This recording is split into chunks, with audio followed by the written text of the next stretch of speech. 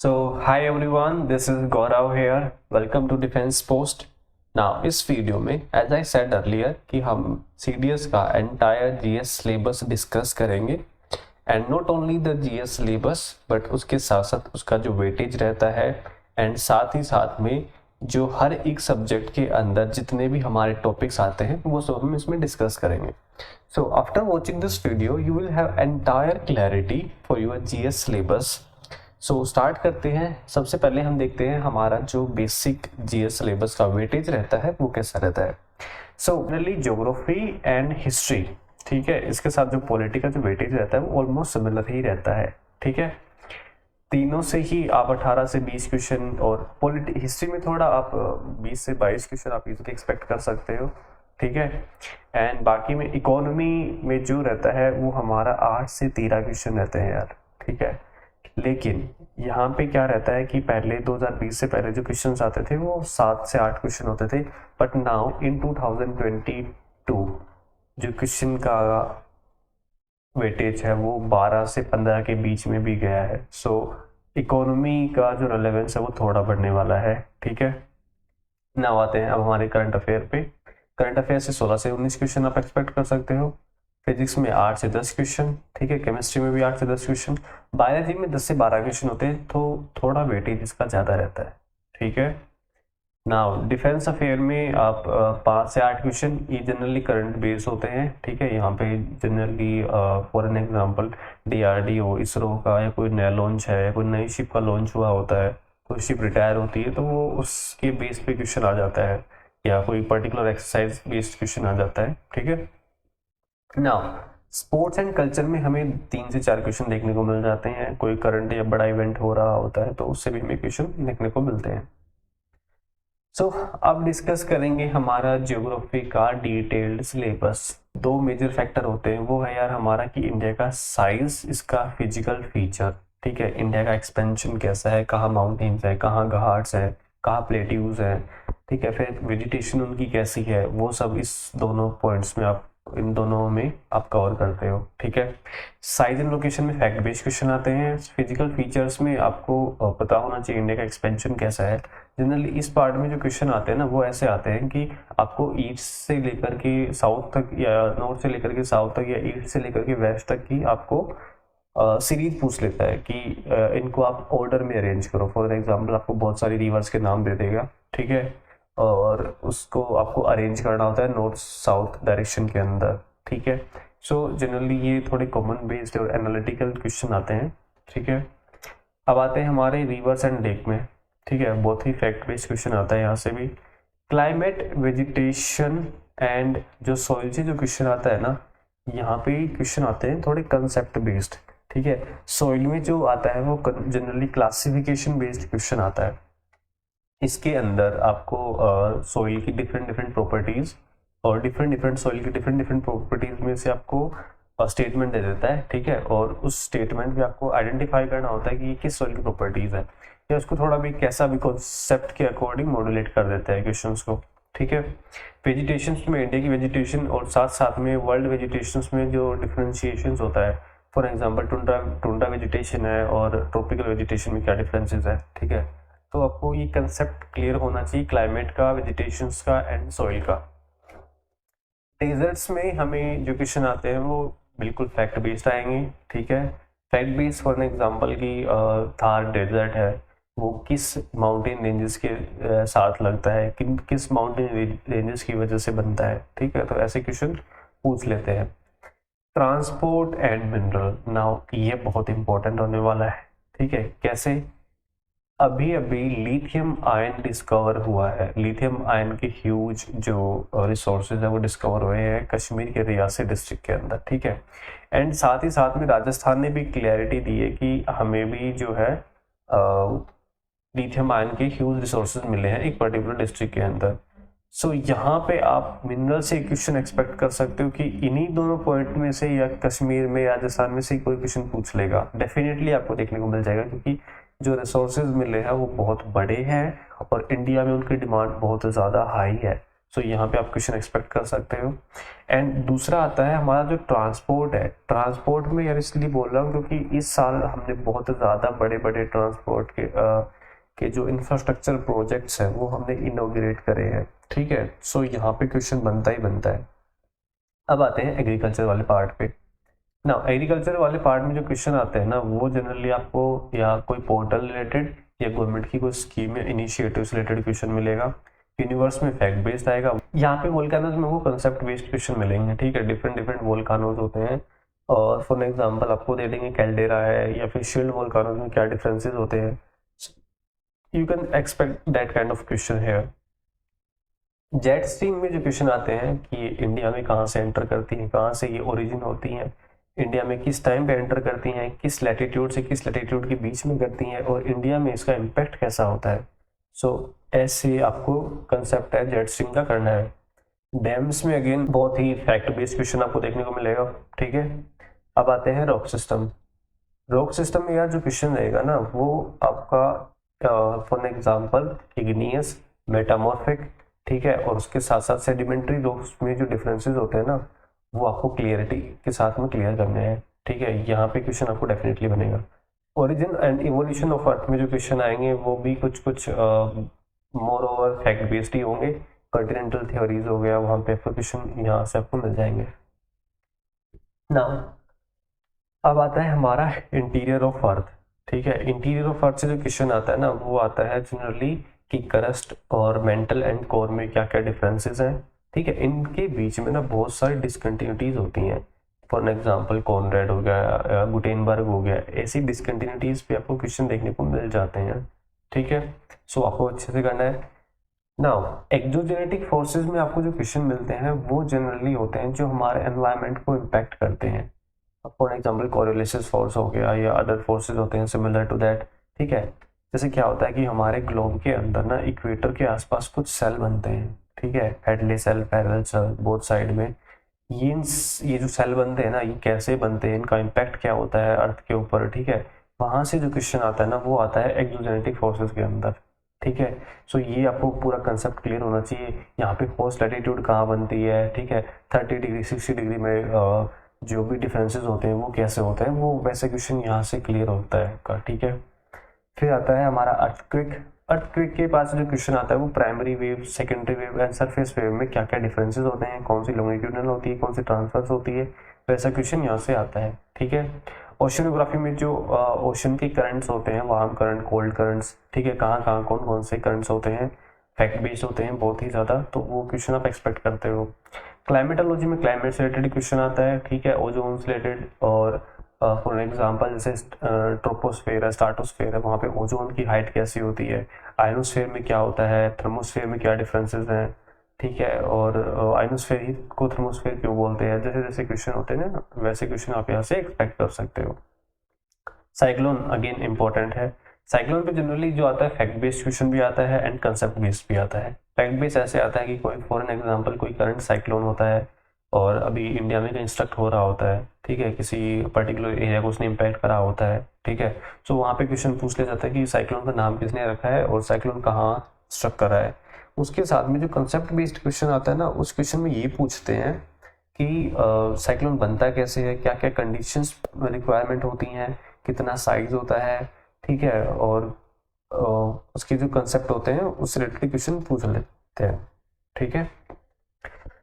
अब आता है हमारा माउंटेन्स। माउंटेन में भी बिल्कुल फैक्ट बेस्ड क्वेश्चन आता है, ठीक है। अब आता है अल नीनो। नाउ ये अगेन इम्पोर्टेंट है क्योंकि हर लास्ट 2 साल से अल नीनो, ला नीना जो है बहुत ही ज़्यादा न्यूज़ में पॉपुलर है, ठीक है। इनकी वजह से काफ़ी इम्पैक्ट देखने को मिल रहा है, इंडिया में बहुत इम्पैक्ट डाल रहे हैं। नेशनल पार्क में क्वेश्चन, अगर कोई नया नेशनल पार्क इनोग्रेट हुआ है तो वहाँ पे क्वेश्चन आपको इजीली मिल सकता है, ठीक है। उसके साथ साथ जैसे जो बड़े बड़े नेशनल पार्क हैं वो आपको याद होने चाहिए, उन पे क्वेश्चन पूछ लिया जाता है, ठीक है। लैंड फॉर्म्स, ये अगेन वेरी इंपॉर्टेंट चैप्टर, हर साल क्वेश्चन आता है। डेजर्ट हो गया, एलुवियल हो गया, ग्लेशियर लैंडफॉर्म्स हो गए, वहाँ पे क्वेश्चन पूछते ही पूछते हैं, ठीक है। बार्सन्स, बजाडास एंड ऑल, इन पे क्वेश्चन आते ही आते हैं, ठीक है। लेक्स, कोई मैन मेड लेक है, कोई बड़ा डेवलपमेंट है, कोई बड़ा डैम बनाया गया है तो वहाँ पे क्वेश्चन लेक्स में भी पूछ लिया जाता है, ठीक है। अब आता है हमारा एटमॉस्फेयर एंड क्लाउड। क्लाउड में भी कंसेप्ट बेस आता है, ठीक है। क्लाउड कितने टाइप्स के होते हैं, कौन कौन से क्लाउड में क्या क्या डिफरेंसेस होते हैं, वैसे क्वेश्चन यहाँ पे एक्सपेक्ट कर सकते हो, ठीक है। पासेज आता है, स्टेट्स आता है। पासेज और स्टेट्स बहुत ही फैक्ट बेस्ड होते हैं, ठीक है। कोई करंट न्यूज में अगर कोई पास या स्टेट है तो वहाँ पे क्वेश्चन आपको इजीली मिल जाएगा। घाट्स, वेस्टर्न घाट्स कहाँ कहाँ है, ठीक है। क्या क्या डिफरेंसेस है वेस्टर्न और ईस्टर्न के अंदर, इन दोनों की वेजिटेशन आपको पता होनी चाहिए। नाउ अब हम डिस्कस करेंगे पॉलिटी का एंटायर डिटेल्ड सिलेबस, ठीक है। तो इसमें हमें या सबसे जो मेन इंपॉर्टेंट होता है वो होता है हमारा कॉन्स्टिट्यूशन, ठीक है। कॉन्स्टिट्यूशन की हिस्ट्री, ठीक है, कौन कौन से एक्ट से कॉन्स्टिट्यूशन बना था, किन किन कंट्रीज के कॉन्स्टिट्यूशंस को रीड किया गया और किन किन कंट्रीज के कॉन्स्टिट्यूशन से हमारे कॉन्स्टिट्यूशंस के लिए पर्टिकुलर आर्टिकल दिए गए थे, वो आपको पता होना चाहिए। जैसे फंडामेंटल राइट कहाँ से दिया गया, डीपीएसपी कहाँ से दिया गया, ठीक है। और उसके साथ साथ अदर आर्टिकल्स है, पार्लियामेंट्री सिस्टम कहाँ से आया, जुडिशरी कहाँ से आया, वो सब आपको पता होना चाहिए। सो ये थोड़ा वास्ट टॉपिक है but it is quite important. ना होता है हमारा प्रियम्बल, ठीक है। प्रियम्बल बहुत बेसिक है, ज़्यादा बड़ा नहीं है, बट हाँ कि प्रियम्बल में क्या क्या मेंशन किया गया है, ठीक है, तो वो आपको पता होना चाहिए। फिर आता है हमारा शेड्यूल, 12 शेड्यूल है, ठीक है। उनमें क्या क्या चीज़ें मेंशन की गई है वो सब इम्पोर्टेंट है। फंडामेंटल राइट से जो क्वेश्चन आते हैं ना वो थोड़े आजकल रिसेंट ट्रेडिशंस में ये देखा गया है कि फंडामेंटल राइट से जो क्वेश्चन आ रहे हैं ना वो थोड़े कंफ्यूजिंग है, ठीक है। सो आपको अच्छे से फंडामेंटल राइट्स को अच्छे से क्लियर करके चलना पड़ेगा कि इनमें क्या क्या डिफरेंसेस हैं, हर आर्टिकल को अच्छे से आपको क्लियर होना चाहिए। डीपीएसपी भी इम्पोर्टेंट है, ठीक है। हर एक आर्टिकल 37 से लेकर के 51 तक आपको पता होना चाहिए, ठीक है। किसी को भी छोड़ना नहीं है इन आर्टिकल्स के बीच में क्योंकि ये बहुत ही इंपॉर्टेंट होते हैं।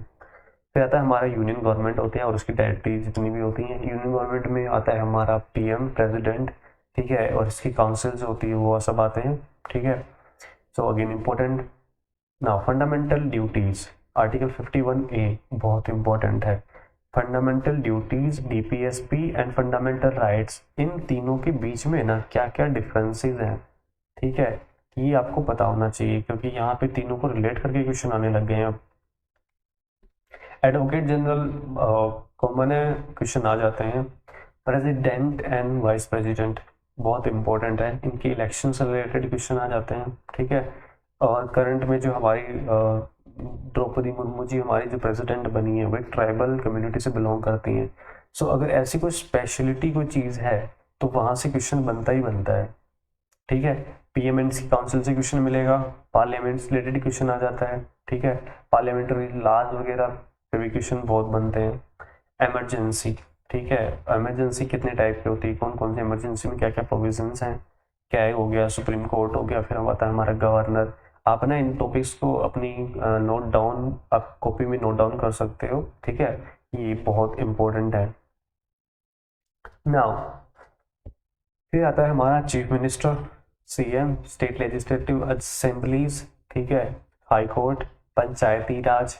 ना ये पॉइंट छोड़ देना, ये हिस्ट्री का पॉइंट है। लोकल गवर्नमेंट हमारा एक फैक्टर रहता है, ठीक है। लोकल गवर्नमेंट में पंचायती राज के साथ साथ में जो सब अर्बन गवर्नमेंट होती हैं उनकी कुछ लिस्ट डिवाइडेड होती हैं कि उनके पास में स्पेशल राइट्स होते हैं, तो उस लिस्ट में पंचायती राज के पास जो लिस्ट होती है उसमें क्या डिफरेंसेस हैं और लोकल गवर्नमेंट में जो लिस्ट है उसके पास क्या डिफरेंसेस है, उनमें क्वेश्चंस बनता ही बनता है, ठीक है। अगर आप इनको बारीक से ऑब्जर्व करोगे पीवाईक्यू को तो आपको पता चलेगा कि जो क्वेश्चन आते हैं ना वो हर एक डोमेन से आते हैं, ठीक है।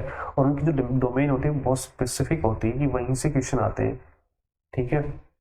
Now union, state and concurrent list में क्या क्या डिफरेंसेस हैं, ठीक है, कौन सी लिस्ट किसके पास में है, किस पे कॉन्करेंट पावर होती है, वो आपको पता होना चाहिए। अमेंडमेंट्स, जो मेजर अमेंडमेंट्स हैं, ठीक है, वो आपको पता होना चाहिए। और 2000 के बाद में जो मेजर अमेंडमेंट्स हुए हैं वो भी बहुत इंपॉर्टेंट है। नीति आयोग के जो चेयरमैन है वो भी रिसेंटली नए चेयरमैन बनाए गए हैं, तो वो पता होना चाहिए कि कौन बनाए गए हैं, वहाँ पे करंट क्वेश्चन आपको मिलेगा। आर्टिकल्स अगेन वेरी इंपॉर्टेंट, ठीक है, लोकपाल हो गया, सिटीजनशिप हो गई। सिटीजनशिप्स के लिए क्या क्या कंडीशंस होती हैं वो को अच्छे से याद होनी चाहिए। नाउ कमिटीज, देखो कमेटीज ऐसा है ना कि 10 से 12 कमेटीज ऐसी हैं जो बहुत इंपॉर्टेंट है, ठीक है, वहीं से क्वेश्चन आता है, उससे बाहर नहीं आता। और काफ़ी लोग इसको छोड़ देते हैं, इस पोर्शन को कवर अप ही नहीं करते, ठीक है। सो ये बहुत ज़रूरी है। कमिटीज़ और कमीशंस, इन दोनों से जो क्वेश्चन आते हैं ना, वो एक सिलेक्टेड कमिटीज़ पे ही क्वेश्चन आते हैं जो इम्पोर्टेंट होती हैं, जिनकी रिकमेंडेशन जो होती है ना वो बहुत इंपॉर्टेंट होती है, या उनकी रिकमेंडेशंस पे कोई एक बड़ा चेंज आया होता है, ठीक है, कोई अमेंडमेंट की गई होती है। सो ये बहुत ज़रूरी है, ठीक है, इसको अच्छे से करना है। नाउ आता है हमारा एक्ट्स।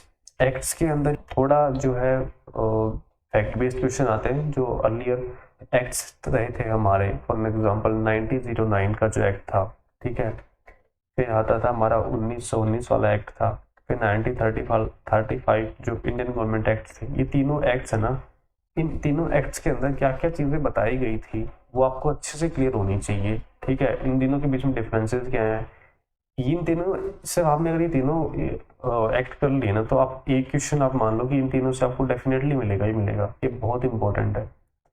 फिर आता है हमारा constitutional and non constitutional body. Constitutional में आता है हमारा यूपीएससी, ईसी हो गया, वहाँ से क्वेश्चन बनेगा ही बनेगा।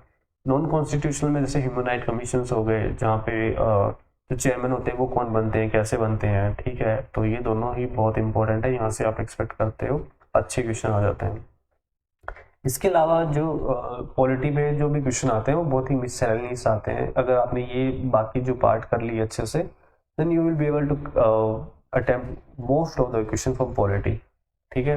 अब डिस्कस करते हैं हमारा इकोनॉमी का सिलेबस। बहुत ही कंसाइज है यार इकोनॉमी का syllabus, but most of the student क्या करते हैं, इसको छोड़ देते हैं। छोड़ना नहीं है यार इकोनॉमी, क्योंकि इकोनॉमी का वेटेज बहुत बढ़ता जा रहा है, ठीक है। तो ये गलती तो आप बिल्कुल भी मत करना कि इकोनॉमी को छोड़ के या फिर इकोनॉमी को लास्ट 2 दिन में रिवाइज कर लेंगे and we will be doing at least 5 to 6 question. ऐसा नहीं होता है यार, लोग गलतियां बहुत करते हैं। मोस्ट ऑफ द स्टूडेंट्स की जो गलतियां होती है ना, इकोनॉमिक्स की क्वेश्चन में ही होती हैं, ठीक है। तुक्का नहीं चलता इकोनॉमी में, ये एक सॉर्ट ऑफ मैथ जैसी होती है, ठीक है। नेशनल इनकम कैसे कैलकुलेट होती है आपको पता होना चाहिए। टैक्सेस कैसे होते हैं, किस कैसे कैसे टैक्सेस होते हैं वो आपको पता होना चाहिए।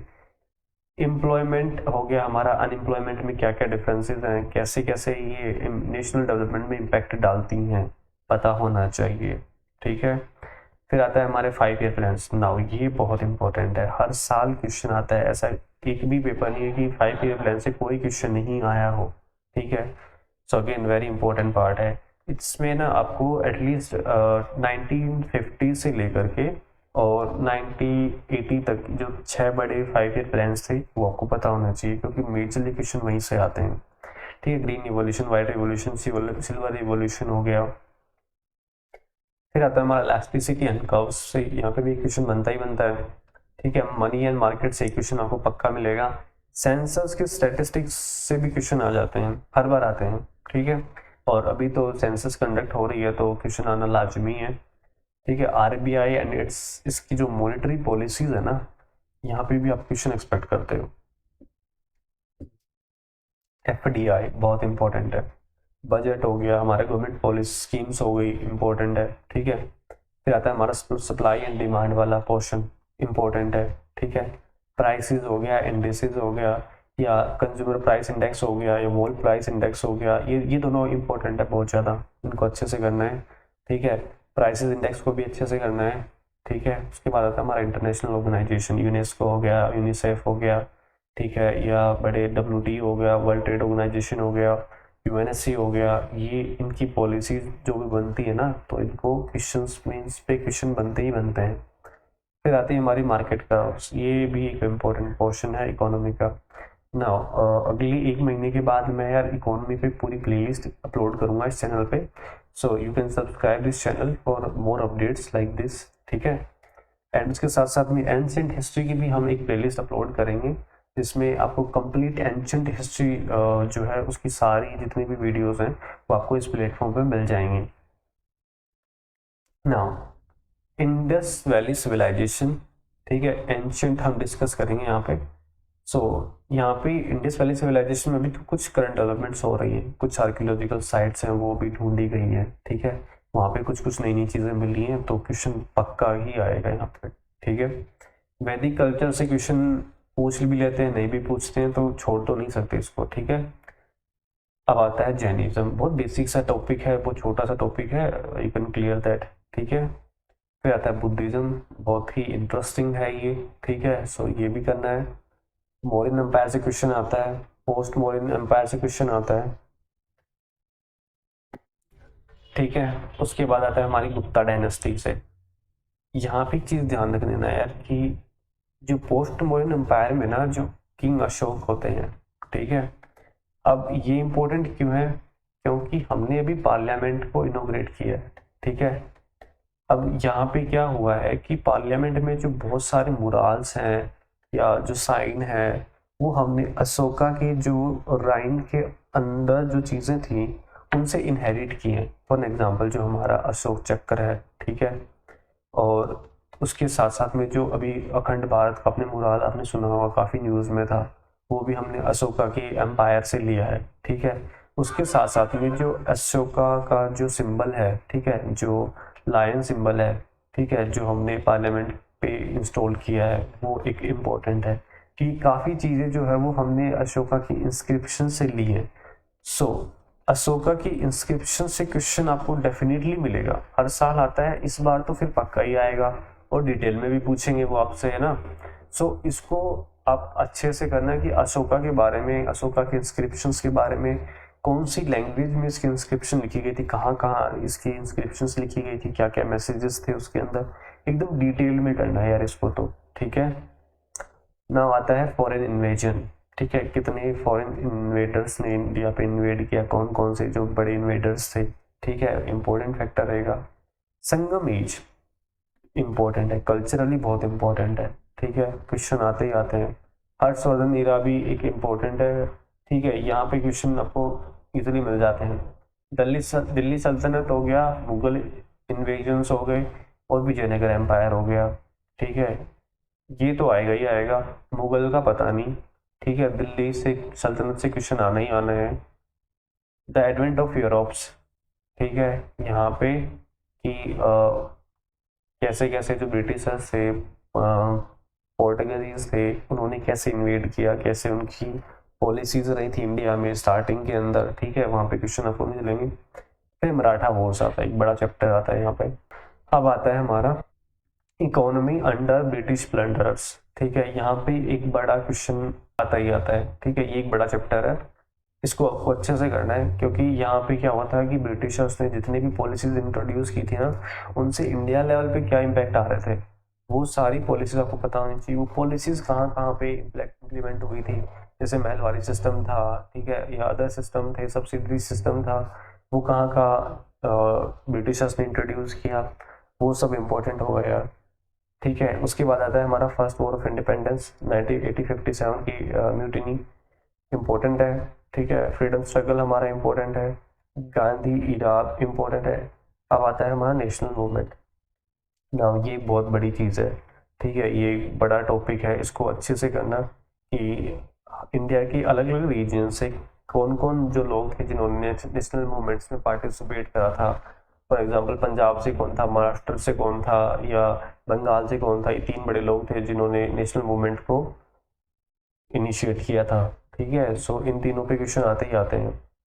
राउंड टेबल कॉन्फ्रेंस से क्वेश्चन आएगा आपको, first round, second round, third round table में क्या क्या हुआ, कौन कौन लोग गए थे, कहाँ हुई थी, इंपॉर्टेंट है, ठीक है।